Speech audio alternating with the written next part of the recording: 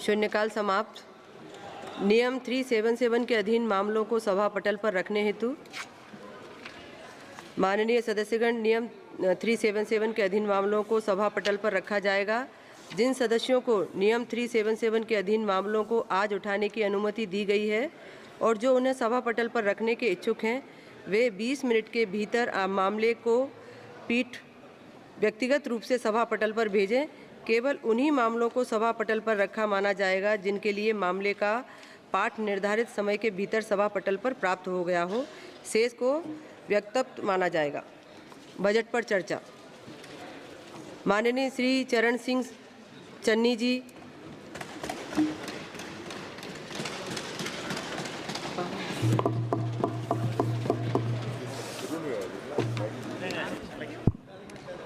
Mic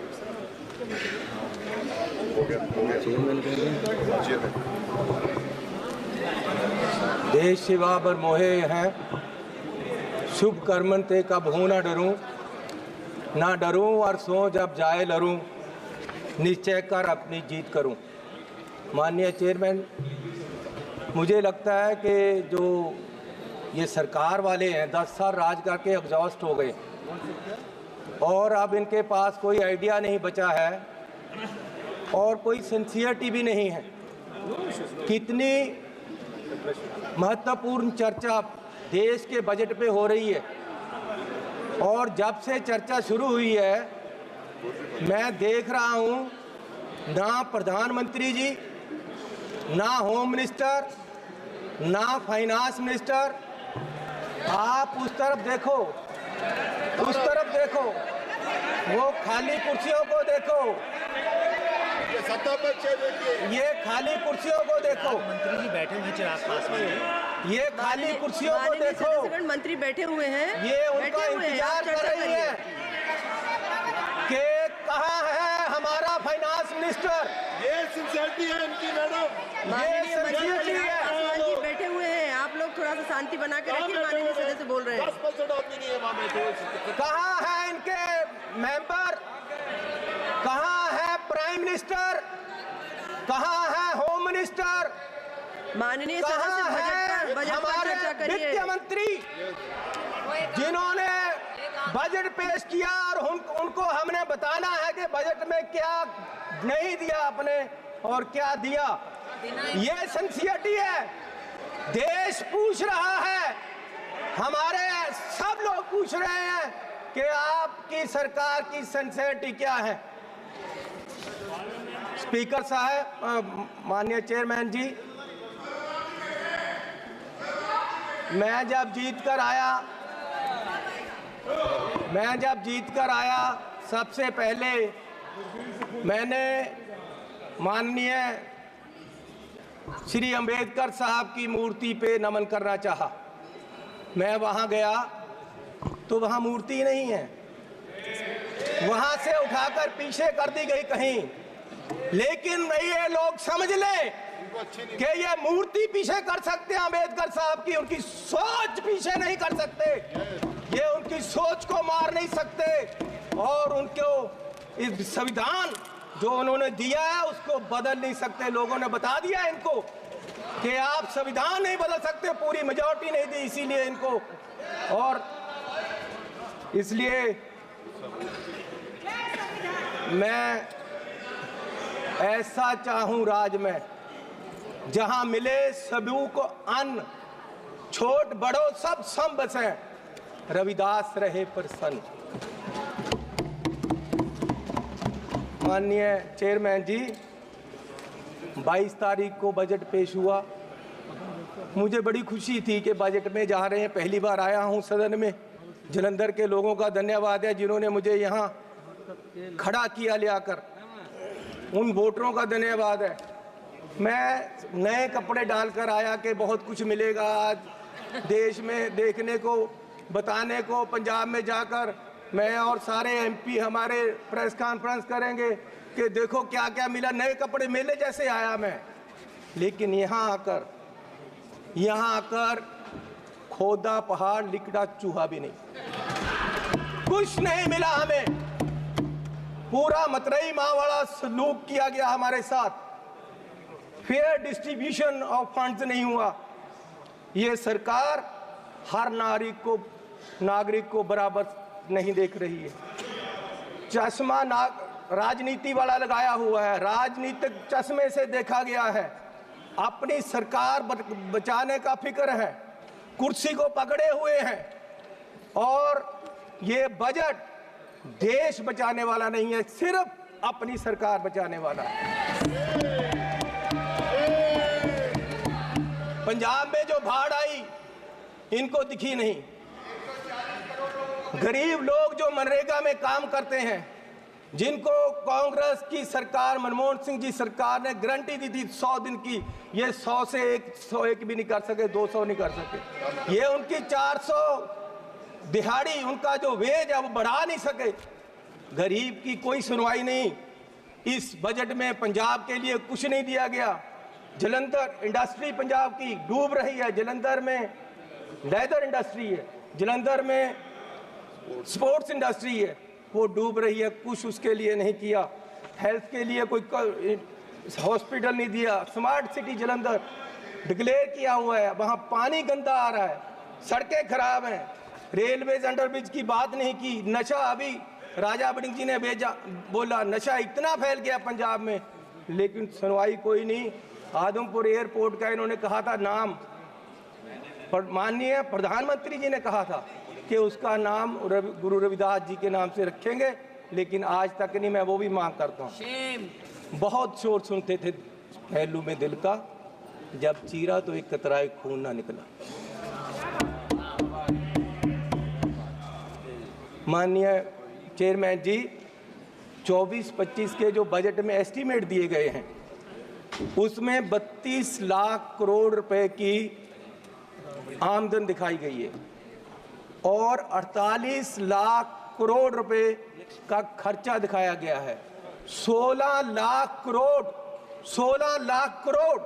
का घाटा है आमदन और खर्च में। जिस घर का 16 लाख करोड़ का घाटा होगा एक साल में, उसकी बर्बादी तय है, और ये बीजेपी वाले तय कर रहे हैं। और मैं 14 लाख करोड़ इस साल कर्जा लेने की बात की गई है, 14 लाख करोड़। अगर ऐसे हर साल कर्जा लेंगे, देश कहां जाएगा? आज देश में फाइनेंशियल इमरजेंसी वाले हालात पैदा हो रहे हैं, और बीजेपी ये हालात पैदा करने के लिए जिम्मेवार है। और ये कहते हैं कि जी हर रोज इमरजेंसी की बात करते हैं कि इमरजेंसी, लेकिन जो देश में आज अनडिक्लेयर्ड इमरजेंसी है उसका क्या है? इमरजेंसी ये भी है कि एक मशहूर नौजवान जो एक मशहूर सिंगर था, उसको गोलियों मार के मार दिया गया। आज तक सिद्धू मूसेवाला, उसके परिवार को इंसाफ नहीं मिला, वो दर दर भटक रहे हैं। ये भी इमरजेंसी है। इमरजेंसी ये भी है कि 20 लाख लोगों द्वारा पंजाब में मेंबर पार्लियामेंट चुना गया, और वो एनएस से लगाकर अंदर रखा हुआ है। फ्रीडम ऑफ स्पीच, उसकी कंस्टिट्यूएंसी के लोगों की बात यहां नहीं रख पा रहे। ये भी इमरजेंसी है। इमरजेंसी ये भी है कि विपक्ष के व्यक्तियों को केंद्रीय एजेंसियां कार्रवाई करने के लिए छोड़ दी जाती, उनको अंदर रखा जाता है। ये भी इमरजेंसी है। इमरजेंसी ये भी है कि हजारों किसान, उनको खालिस्तानी कहा जाता है जब वो अपनी मांग रखते हैं।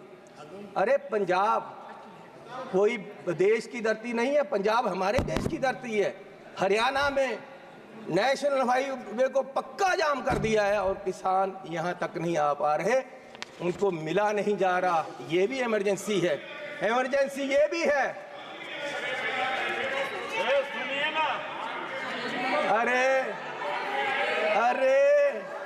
अरे फीलिंग ले लो, का मूल्य मिला है आपको, इसकी फीलिंग ले लो, अच्छा लग रहा है। इमरजेंसी ये भी है कि देश का एक राज्य मणिपुर पिछले 1.5 साल से जल रहा है और उसको अपने हाल पे छोड़ दिया गया है। इमरजेंसी ये भी है, इमरजेंसी ये भी है कि हाथरस यूपी में एक दलित लड़की को आधी रात में जबरन अंतिम संस्कार किया गया। इमरजेंसी ये भी है कि मध्य प्रदेश में दलित व्यक्ति को के सिर पर मुंह पर पेशाब कर दिया गया। इमरजेंसी ये भी है, इमरजेंसी ये भी है कि अपनी इज्जत के लिए धरना दे रही महिलाओं पहलवानों को प्रदर्शन में प्रोपोगंडा बताया गया। इमरजेंसी ये भी है, इमरजेंसी ये भी है कि कोई पत्रकार सवाल करे तो उसको जेल में डाल दिया जाता है।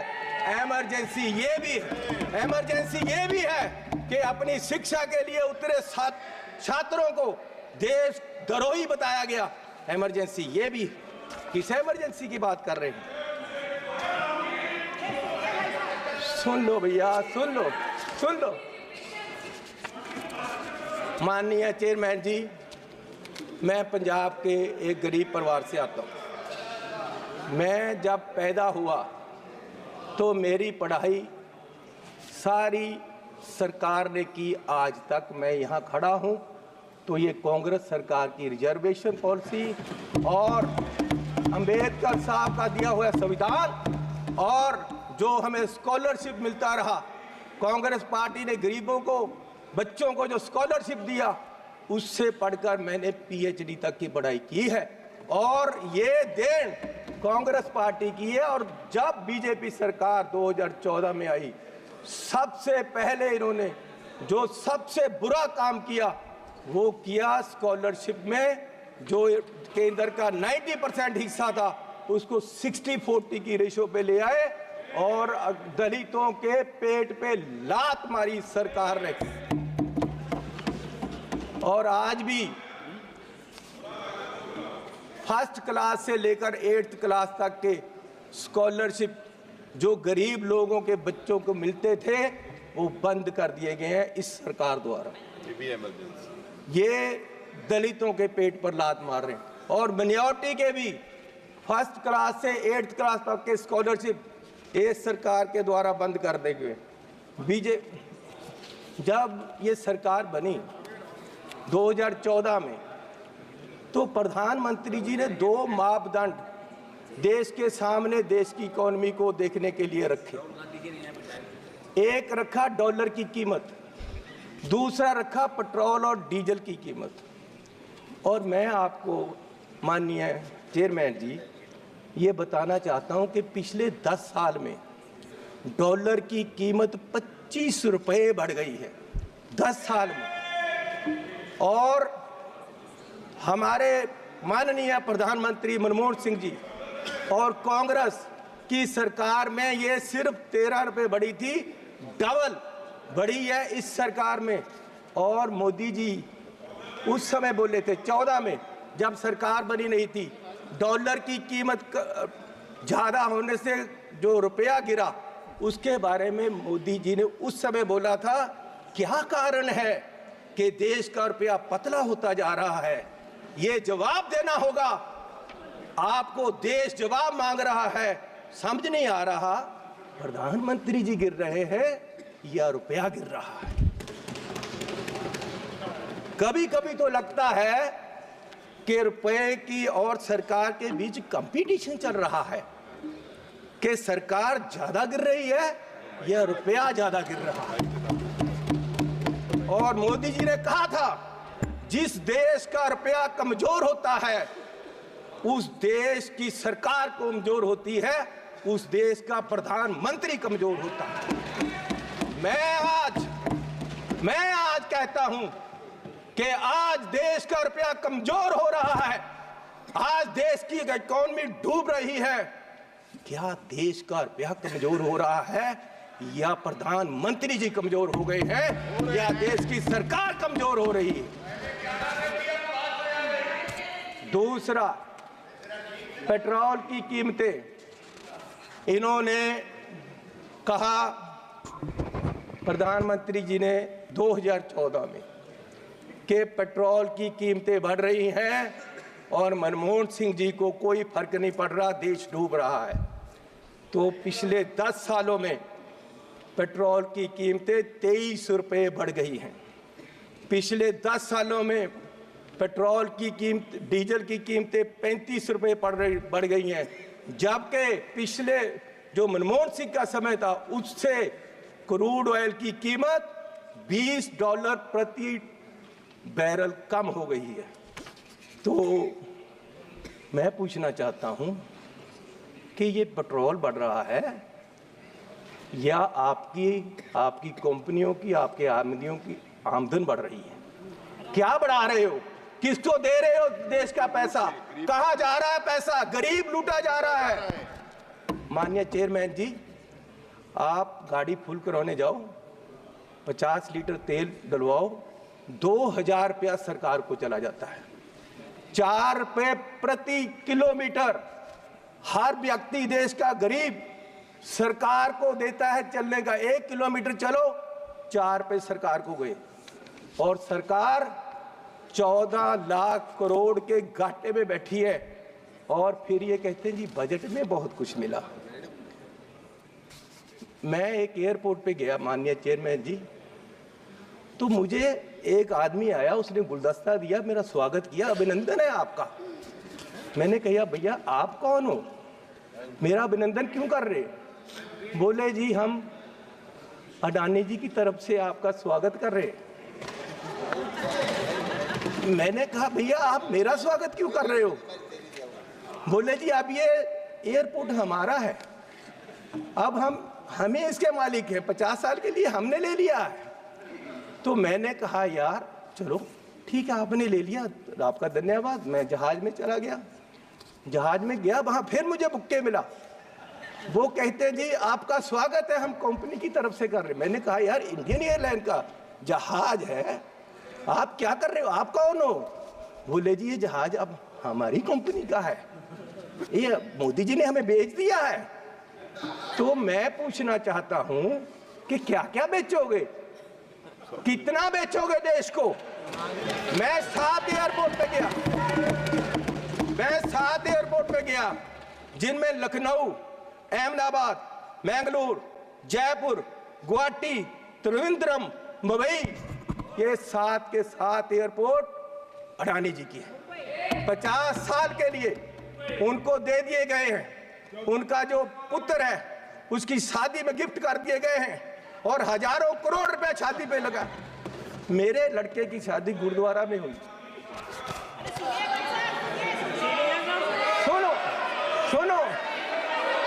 सुनो माननीय चेयरमैन जी, मेरे लड़के की शादी गुरुद्वारे में हुई। आज तक पुलिस पूछ रही है कि लंगर में क्या क्या पका था,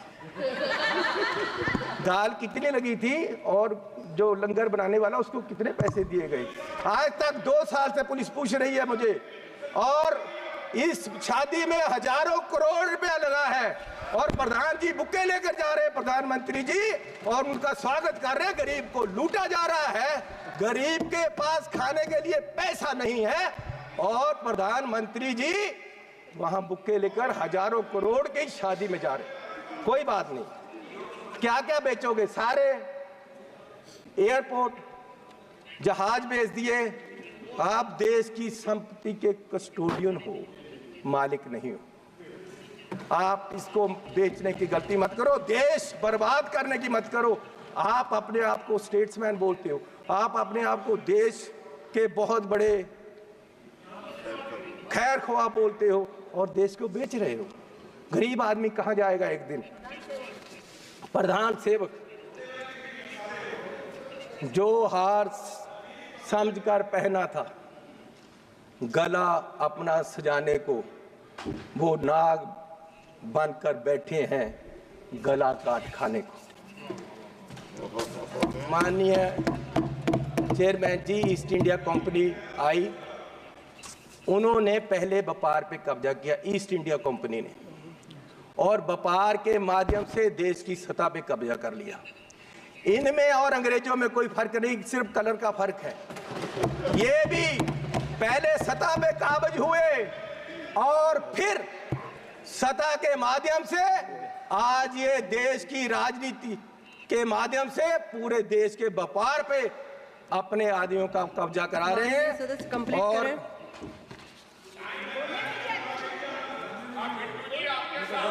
मैं बस एक बात करके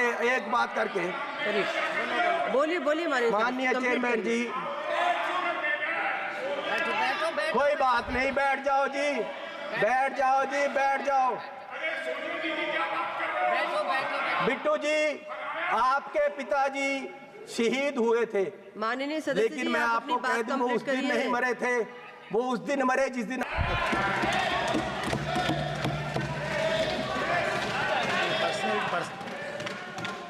आज देश माननीय सदस्य- राहुल गांधी जी की माननीय तरफ देख सदस्य रहा से है। मैं आग्रह कर रही हूँ, माननीय पर्सनल चेयरमैन टिप्पणी न जी, करें। आप वो मुझे तंग कर रहे हैं जी, उनको बोलो बैठे। इनको बुलाइए।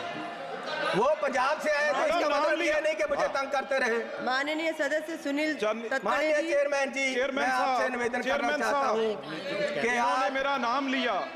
मेरे दादाजी सरदार बेअंत सिंह जी, उन्होंने कुर्बानी देश के लिए दी, कांग्रेस के लिए नहीं दी, देश के लिए दी। और ये अपनी जायदाद पूछे इनको, ये आप गरीबी की बात कर रहे हैं?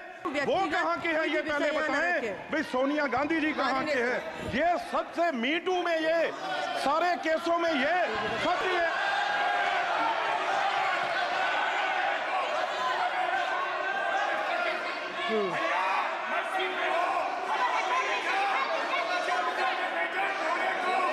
करोगे। माननीय सदस्य अपनी बात कंप्लीट करें।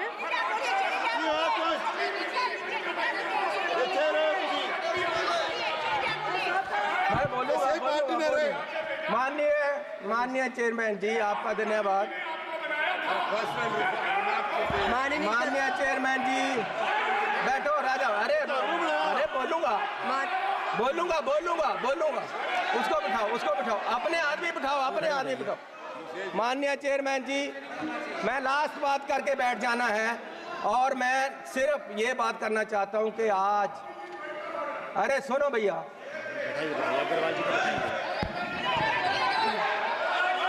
बैठ जाओ सर, मैं बैठ जाओ। माननीय सदस्य से आग्रह कर रही हूँ। बोलूंगा।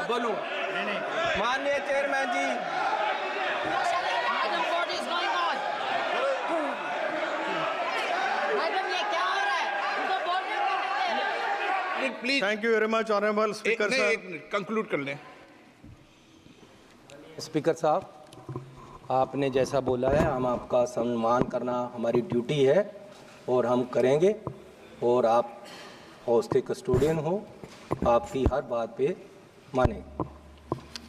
और सर, मैंने बजट में फिजिकल डेफिसिट के बारे में बोला है, गिर रही रुपए की कीमत के बारे में बोला है, पेट्रोल डीजल से ज़्यादा कीमतों के कारण बढ़ रही महंगाई के बारे में बोला है, गरीबों के लिए इस बजट में कुछ नहीं दिया गया वो बोला है, दलित वर्ग को इग्नोर किया गया है, महिलाओं को इग्नोर किया गया है, लगभग पूरे देश को, कुछ राज्यों को भी उनको भी दिया नहीं गया, सिर्फ पॉलिटिकली लुभाया गया है, उनको कुछ नहीं मिला एक्चुअली में, तो उसके बारे में बोला है।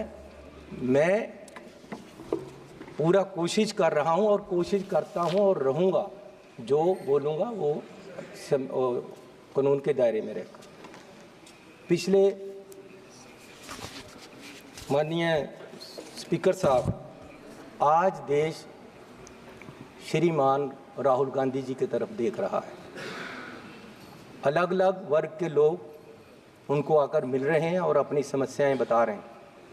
और कल किसान ऑर्गेनाइजेशंस इकट्ठी होकर उनके पास आई और उन्होंने और इंडिया अलायंस ने की तरफ से अपना पूरा उनकी जो डिमांड्स है उसका भरोसा दिया है। और इंडिया अलायंस कांग्रेस पार्टी आज किसानों की जो डिमांड्स हैं उनके साथ है, उनके पूरा उनके साथ खड़ा।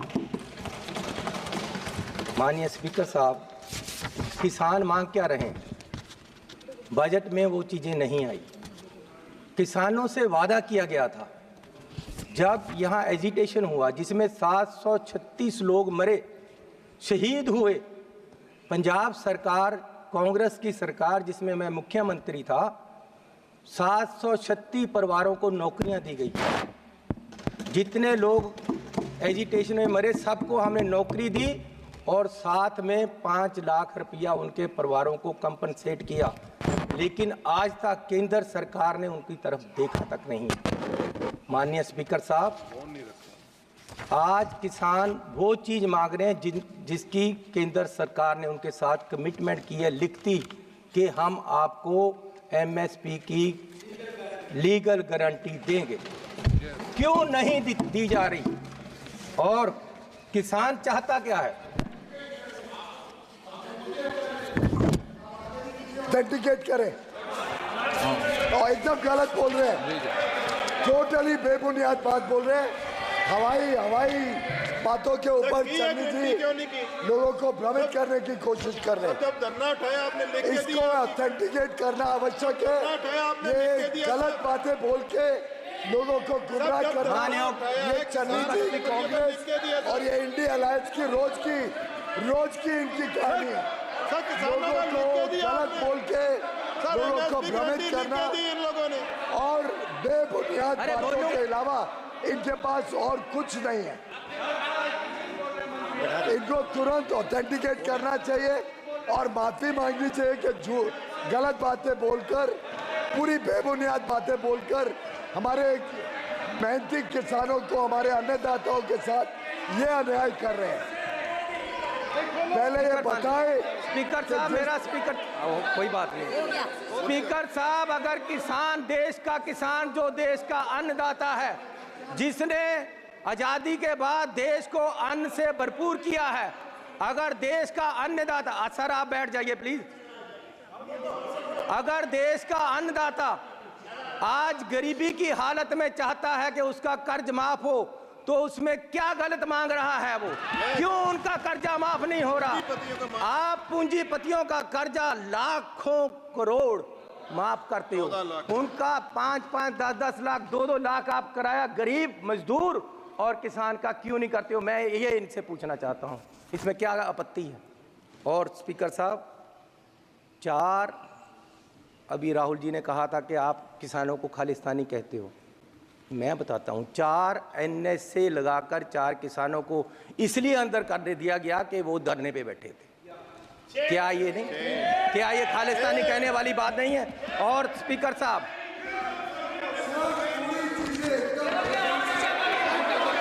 आपको क्या आपत्ति है? आज माननीय सदस्य जो आप बोल रहे हैं उसके प्रमाण भी प्रस्तुत कर स्पीकर देना। साहब, मैं उनकी एक डिमांड और है, मैं ये बात करना चाहता हूँ। इनका आरोप है, इनका आरोप है कि स्पीकर साहब की वजह से, स्पीकर वो साहब, बात को ऑथेंटिकेट करें। किसान धरने के लिए, सर, किसान एजुटेशन के लिए करेंगे, बोल दिया उनको ऑथेंटिक करेंगे, बोल दिया उनको ऑथेंटिक करेंगे, बोल दिया उनको ऑथेंटिक करेंगे। यार चन्ने ही क्यों दुख रहा है? आपको बोलने दो यार। इससे उनको गलत NSA लगाए, ये बोला है। स्पीकर साहब, ऑथेंटिकेट करें, नहीं तो इनके ऊपर प्रिविलेज की कार्रवाई की जाए। किया तो बोलने नहीं दे रहे। स्पीकर साहब, आप जो तथ्य बोल रहे हैं सदन में बोल रहे हैं, स्पीकर साहब, मैं ये निवेदन करना चाहता हूँ भी करना कि किसान प्रधानमंत्री जी से मिलना चाहते हैं। संसदीय कार्य मंत्री जी, सर पार्लियामेंट्री सिस्टम सबको मालूम है, एक दूसरे को पाठ पढ़ाने का नहीं है। सुनो सर, देखिए,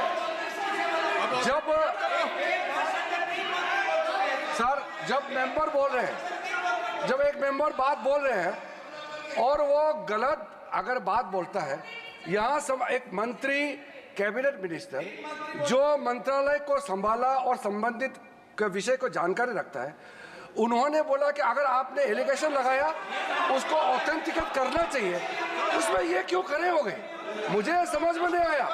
ये पार्लियामेंट्री सिस्टम होता है, अगर कोई मेंबर गलत बयान देता है तो यहाँ से ट्रेजरी बेंच से उसको ऑथेंटिकेशन मांगना, ये तो एक परंपरा है। ये पूरा कांग्रेस वाला क्यों खड़े हो गए? और वैसे भी सदन में इतना बड़ा झूठ बोलना, वो तो पहले मुख्यमंत्री भी थे, क्यों गलत बात रखा है? प्रिविलेज में इसका रेफर होना चाहिए।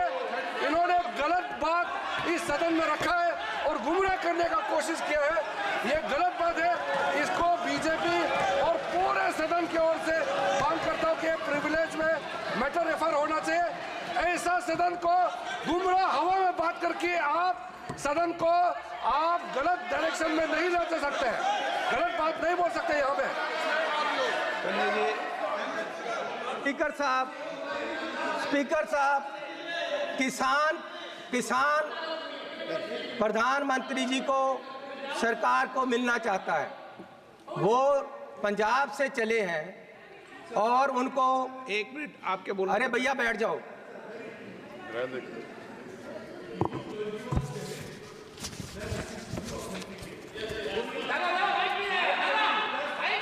सुनो ना। स्पीकर साहब, एक minute to authenticate, but it should be into his knowledge. Lok Sabha में ऑथेंटिकेटेड नहीं होता है, ये राज्यसभा में होता है। ये उनका जानने का विषय है। It is not authenticated in parliament, so he is not aware of the fact, he should withdraw. क्या बोलना है सर? सुदीप दा बहुत सीनियर आदमी है, मैं उनका इज्जत करता हूं, लेकिन स्पीकर का डायरेक्शन 115 1 2 3 4 वो ये कहता है कि कोई मेंबर यदि गलत करता है तो या तो मंत्री या मेंबर उसको सुधार सकता है और स्पीकर उसको कह सकते हैं ऑथेंटिकेट करने के लिए। इसलिए इस रूल के बारे में सुदीप दा को पता होना चाहिए और वो ऑथेंटिकेट उनको करना है। ये रूल आता है सर, और ये रूल के आधार पर उनको ऑथेंटिकेट करना है। सुदीप दा, सन्नी जी। स्पीकर साहब, माननीय स्पीकर सदस्य, साहब, आपका बहुत समय हो गया, आपकी पार्टी का समय समाप्त हो जाएगा। उनका समय काटने के बाद बात कर रहा हूँ, उनका सबका समय काटने के बाद बात कर रहा हूँ। मुझे दिक्कत नहीं है, आपकी पार्टी का समय हो रहा है, आपके मेंबर को मौका नहीं मिलेगा। स्पीकर साहब, बोलिए। स्पीकर साहब, मेरे गुरु की वाणी है। मेरे गुरु की वाणी ये कहती है कि जे को बोले सच कूड़ा जल जावे। जो झूठा होता है उसको आग लग जाती है जब कोई सच बोलता है। मैं किसानों की बात कर रहा हूं, मैं मजदूर की बात कर रहा हूं, और ये लोग मुझे बोलने नहीं देते। क्या दुश्मनी है तुम्हारी किसानों के साथ? क्या दुश्मनी है तुम्हारी किसानों के साथ? मैं ये पूछना चाहता हूं। क्या बिगाड़ा आपका? स्पीकर साहब, किसान सरकार से मिलने के लिए दिल्ली के लिए आए।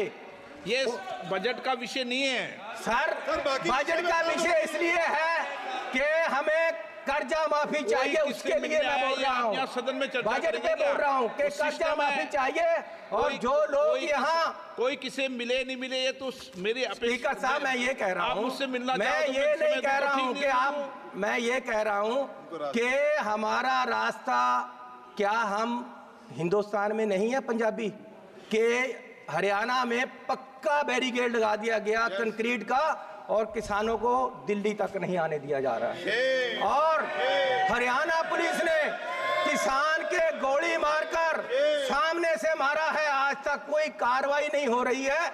मैं ये पूछना चाहता हूं कि किसान आपका दुश्मन क्यों है? स्पीकर साहब, ठीक है, अगर आप चाहते हो मैं ना बोलूं। नहीं, मैं नहीं चाहता, आप बजट पर बोलते रहे। जनरल डिबेट क्या बोल रहे हैं? चलो ये है कि तुम्हें गैरों से कब फुर्सत, हम अपने गम से कब खाली। चलो अब हो गया मिलना, ना तुम खाली ना हम खाली। सुनील तटकरे